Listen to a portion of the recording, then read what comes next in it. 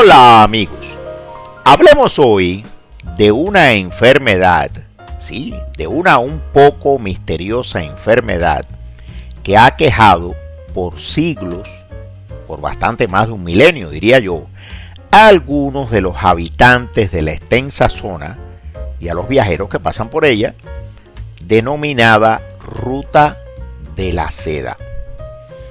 Una famosísima ruta comercial y una enfermedad misteriosa y no tan conocida. Eso es interesante. Pero para poner ambas cosas en contexto, comencemos por acercarnos a lo que llamamos hoy la Ruta de la Seda. Repasemos un poquito la historia.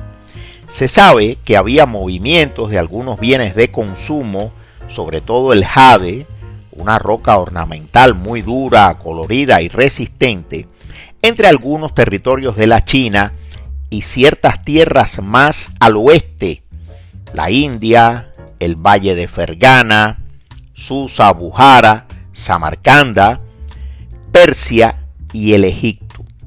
Lugares casi de leyenda que excitaron, y excitan todavía, la imaginación y la codicia. Pues bien, ese comercio, el del jade, ya existía, aunque usted no lo crea, desde los finales del período paleolítico. Hoy, que nos gusta nombrarlo todo, llamaríamos al territorio que recorrían estas primitivas caravanas la ruta del jade. El jade, elaborado y pulido, incluyendo el jade verde, denominado jade imperial, se utilizaba, además de como materia prima para hacer armas y herramientas, se utilizaba también como amuleto, lo que incrementó exponencialmente su valor comercial. Pero muy pronto la cantidad y la calidad de los bienes a comerciar se expandieron. No podía ser de otra manera. Los primeros testimonios escritos que narran con algún detalle la llegada a tierras centroasiáticas de caravanas de mercaderes procedentes del Asia profunda, muy al este, en particular de la China, se remontan al siglo I antes de nuestra era. Y es más o menos en esta época que aparece, como mercancía de intercambio, el producto que abriría el camino de las caravanas hacia la Europa griega y romana de aquella época, mucho más al oeste. Ese producto es la seda, un casi milagroso tejido que ya utilizaban las familias imperiales chinas en sus vestidos y adornos desde por lo menos 2500 años antes. Pero un tejido que estaba prohibido vender bajo pena de muerte en el territorio de los bárbaros, o sea, en el extranjero. Saltemos un poco en el tiempo. Quien verdaderamente dio relevancia histórica y sobre todo literaria en el mundo occidental a estos larguísimos y peligrosísimos viajes de las caravanas de mercaderes fue el comerciante y viajero veneciano nombrado Marco Polo, un señor que vivió aproximadamente entre los años 1254 y 1324, hace tiempo. En realidad Marco Polo, según se cuenta, no escribió sus amenas y a veces un poco fantasiosas crónicas, sino que las dictó en la cárcel al escribiente Rustichello da Pisa, que estaba preso con él. Lo cierto es que los historiadores, sobre todo los historiadores modernos, no se ponen de acuerdo en cuanto a la veracidad, por lo menos en parte, de lo narrado en este libro. Un libro que originalmente se llamó El Millone y, miren, dejémoslo aquí, pues ese sería otro tema. Volvamos a lo nuestro. Las vías terrestres y más tarde las marítimas para viajar desde la China a Europa y viceversa, que describe Marco Polo en sus relatos, se conocían entonces como la Ruta de las Caravanas. El nombre de Ruta de la Seda es un nombre moderno. Fue inventado en realidad por el geógrafo alemán Ferdinand Freiherr von Richthofen en el año 1877, hace más o menos 150 años. Se refería Richthofen en sus libros a los cerca de 7.000 kilómetros de azarosos e inseguros caminos que llevaban desde Chang'an, en el extremo este de la China, ya sobre el Océano Pacífico, hasta el Asia Central, la península arábiga y Egipto, para terminar su periplo en la Europa central y occidental.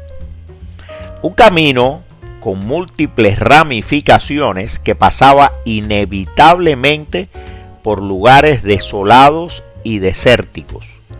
Lugares de verdadero miedo, como el desierto de Gobi y las cumbres nevadas de los Himalayas.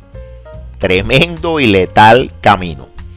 En el siglo XVI, la ruta de la seda, con el auge de la navegación marítima y los descubrimientos, sobre todo el descubrimiento de América, decayó hasta casi desaparecer.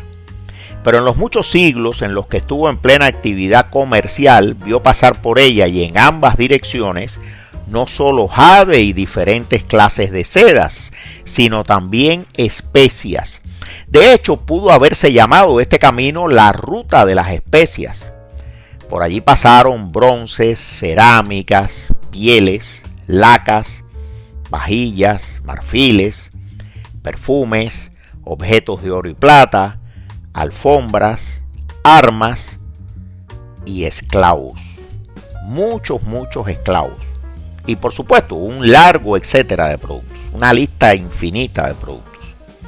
Pero también junto con los caravaneros, los guardias, los contrabandistas que siempre iban ahí, los camellos y los caballos, estuvieron viajando siempre en ambas direcciones toda una serie de bienes intangibles, ideas, formas de ver la vida, filosofías, religiones, cultura y por supuesto las enfermedades infecciosas, los parásitos, las epidemias, a veces las pandemias, como fue el caso de la peste negra, y los genes. Y precisamente de estos últimos, de los genes, nos ha quedado hasta el presente la enfermedad autoinmune, aparentemente de origen genético, que se ha dado en llamar la maldición de la ruta de la seda. Su nombre científico, el que utilizamos los médicos, es el de enfermedad de Behçet, una condición que se manifiesta como una inflamación grave, en ocasiones muy severa, de las arterias y las venas de pequeño calibre que van a nutrir todos los órganos del cuerpo humano, incluyendo la piel y las mucosas. Una condición que denominamos hoy vasculitis. Una afección clínica que puede ocurrir tanto en hombres como en mujeres y por desgracia generalmente en personas muy jóvenes.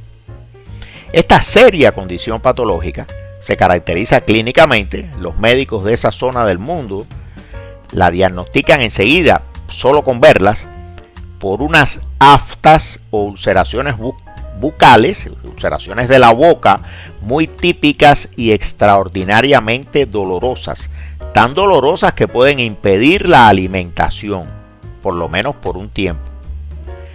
Unas aftas de la mucosa de la boca que se acompañan además, en mayor o menor medida, de serias manifestaciones oculares y ulceraciones recurrentes de los genitales, tanto los femeninos como los masculinos, y unas relativamente graves lesiones en la piel que alguna vez hace siglos se confundieron con la lepra.